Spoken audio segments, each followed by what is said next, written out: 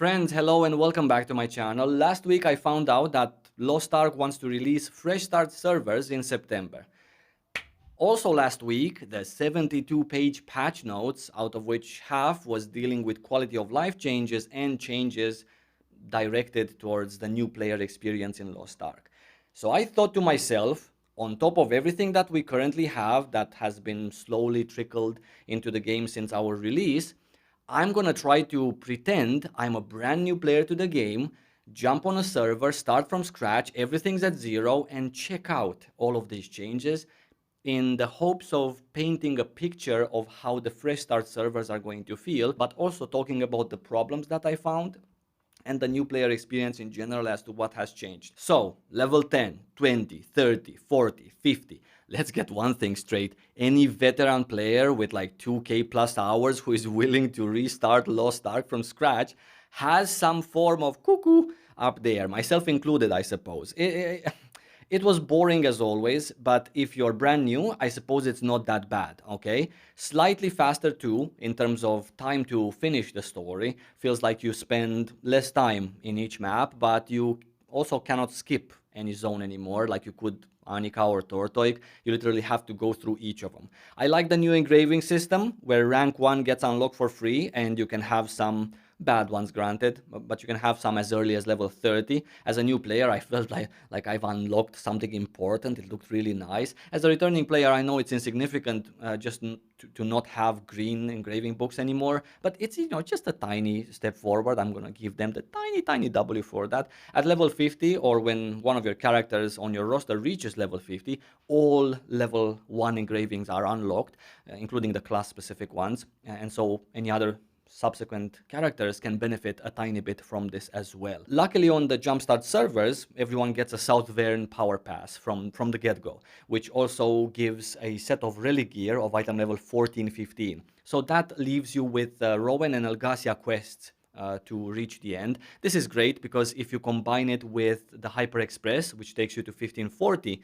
and also the promised quick and free path to 1580, everyone's gonna have at least the item level needed to finish any content that's currently out.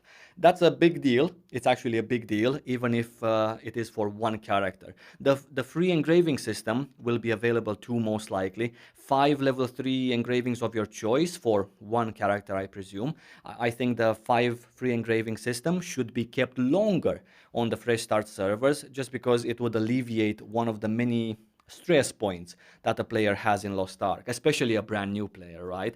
Plus, the market is going to be quite empty. Plus, you might want to have fun on another class. So it really doesn't break the game if there's 5 free engravings on one toon for like months to come. It just empowers people to do more and various things in game. Also, the 2 free Verne power passes are still there and most likely will be there on a fresh start server as well, which means 2 more characters boosted, this time to North Verne and item level 500 after the August changes. The revised knowledge transfer system unlocks the moment you finish your Stronghold tutorial and allows for instant story skip as opposed to the previous 8-hour wait time, assuming one of your characters already finished it, of course. So with boosting one to whatever free boost is available, in our case on the fresh start servers, to South Verne, that implies any subsequent characters can finish the story up to and including South Verne instantly. You still need to hone to the bare minimum item level for that zone before using the knowledge transfer system, and unfortunately there is still a chance to fail after +6, and I sincerely hope it will be changed to 100% success rate, at least for the fresh start servers. You honestly do not need to fail in tier 2. There's no reason for that. No teaching comes out of it. Doesn't give you a tough skin in anticipation for tier 3 or whatever. It's literally just a pointless tiny wall in your way. Having that said, the restructured tier 1 and 2 is way faster to get through than before and easier to understand. You get a blue set of gear when you finish the story in North Verne, and you keep honing that until +15 when you swap it to early tier 3. And with all of the daily login rewards, returning player rewards, an event almost always present, Mokoko this, Mokoko that, it takes you literally 2 hours to get through this new and revised tier 1 plus 2 combined, which is now called tier 2. The tower content was restructured too. I kind of like the fact that the first two towers now give the same materials. I also like the fact that there's only 20 stages for each of the towers. When I finished it, I thought, oh shit, I don't have enough item level to move forward, even though I was on a 14, 15. Oh no, it just ended because it's just 20 stages. So it does feel much better. I did feel that I'm getting a little bit less rewards though. Maybe it's to balance out the fact that, honing through tier 2 now just gives you 40 item levels per tap. So, but just saying, not important for new players, just a thought I had. The Fate Ember system is another new thing which we didn't have when we started, and it's most likely going to be available on the Fresh Start servers as well. As part of your daily content, like Chaos Dungeons, Guardian Raids, there is a chance an item will drop on the ground, and you can interact with it for another chance of getting gold, silver, card packs, including legendary. I would like to show you some footage of it, but I've done about 20 or 30 Chaos Dungeons so far in Guardian Raids, and it never dropped for me. Maybe because I was starting all the way from, item level 500 onwards, but just saying. Worth mentioning that in a recent interview, Gold River said that the Fate Ember system has quadrupled the amount of gold that players get from daily content. Don't get me wrong though, daily content in Lost Ark did not give you an immense amount of gold to begin with. However, everything that's more gold, especially for a fresh start server that boosts you all the way to 1580, is definitely a better experience than we had or that it could have been without it. And lastly, before we get into my concerns and the problems that I found, I recently read a post from St. Owen that summarizes Gold River's interview that I was just mentioning. And there are a bunch of changes there that would be so cool to have starting with day one of this fresh start server. The only thing I could think about while reading them is, goddamn, why are these in the future? Why is it such a trickle, like a teaspoon kind of process to fix content that's in the past? I'm not even talking about like future content, which should be kind of like trickled, right? Spread out. But stuff that you want to fix from your game, just like literally quality of life, they should come like a bigger bunch, right, of them. Stuff like, for example, the ghost ship, the chaos gate, and the secret map will be all merged into a chaos gate. So you go there with a bunch of people, there's just one room, you kill some mobs, you don't have to walk back and forth and then right, and you get this big batch of rewards. Changes to legion raids, for example, Vikas gate 1 removed, Kangel gate 1 removed, Belshaza gate 2 removal. That was tragic for me because I absolutely loved the fight with Prokill, but now they're thinking about removing it. Gate 6, you only have to do it once every 2 weeks. And not to mention a new system that's going to speed up your progress for horizontal content. Similar to a Hyper Express that holds your hand, gives you honing mats up until a higher item level. This is going to help you progress faster with horizontal. Why shouldn't this be here from the get-go on a fresh start server before you call back the people who have already quit your game, disliked it, found it, this and that? Which brings me to some concerns I have for the fresh start servers. Player population. My last week's experience starting out fresh was on a dead but old region, EU West, right? It's about to be merged just today with EU Central. Now, looking for content on Saturday and Sunday evening, so primetime gaming, same week as the largest patch ever, the August patch, should have been pretty easy, right? Even for a dead region. Nah, not really. I don't know. I really hope that the fresh start servers will be attractive enough to get a good audience playing them, because Lost Ark without people is just such a sad experience, especially because for most of the endgame content you actually need 8 people. You cannot queue up at 7 or 6, assuming you're like geared or over geared or whatever.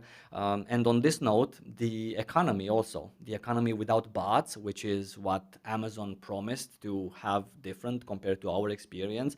Don't get me wrong, I don't want bots. I'm all for a player-ran economy. But to start fresh at 1540 or 1580 with nothing on the auction house and with the turtle slow pace at which gold and tradable mats are earned in-game sounds like a recipe for disaster. Again, I hope they have a solution for this also. The boost to 1580, for example, unlocks 90% of current content. They said it's going to be quick, end quote. But even the 1 to 1540, which is already in game there and we're going to have access to it on the fresh servers, is quite far in. This includes harder raids, such as Belshazzar, granted not difficult for a skilled veteran, but for an 8 or 6 or 5 new/returning player group to go in with green runes, level 5 gems, and whatever RNG gear quality the game gave you, is going to be absolutely hilarious to watch. Now, I approve this form of fun. I think I'm going to be having a blast. I also know that most of this content, Argos, Valtan, Vikas, Kuku, even Belshazzar in normal mode, can easily be done when you are overgearing already in terms of item level and you have 5 free engravings provided by the game on that one character. You can do this content without many of your runes or half of your skill tripods or, without level 10 or 9 or 7 gems, right? However, I cannot help to think about the legacy servers where people that have been playing for months and also outgear content in every department by a donkey's dick are still very often in a jail.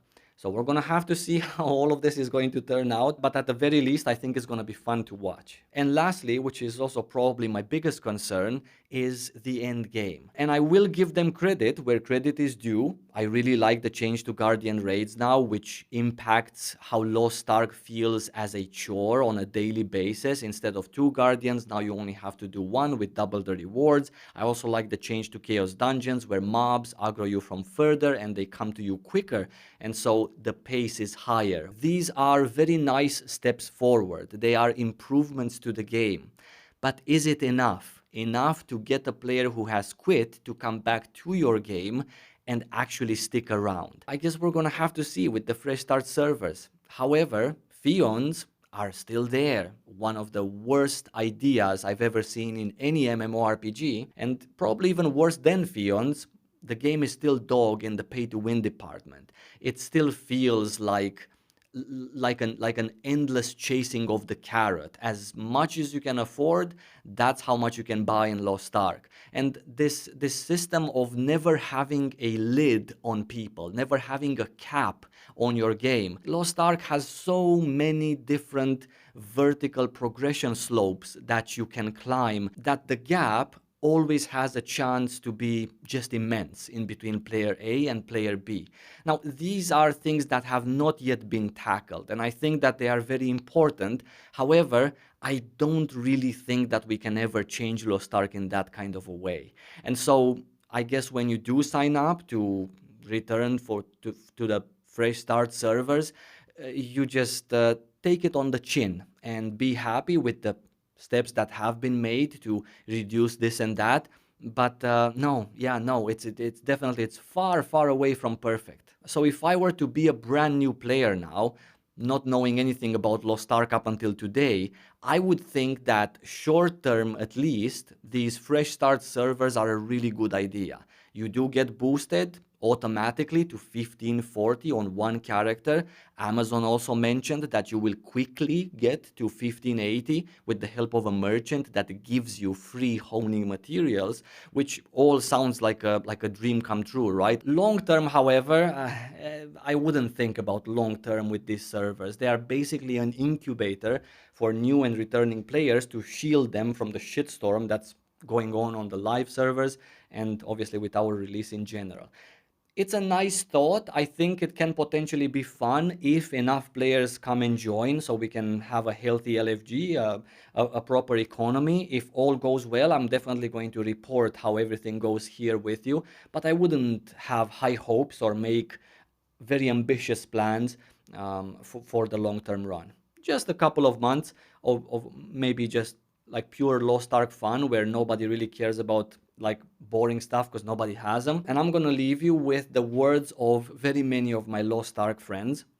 It cannot be worse than it is. And on that note, stay safe and God help us.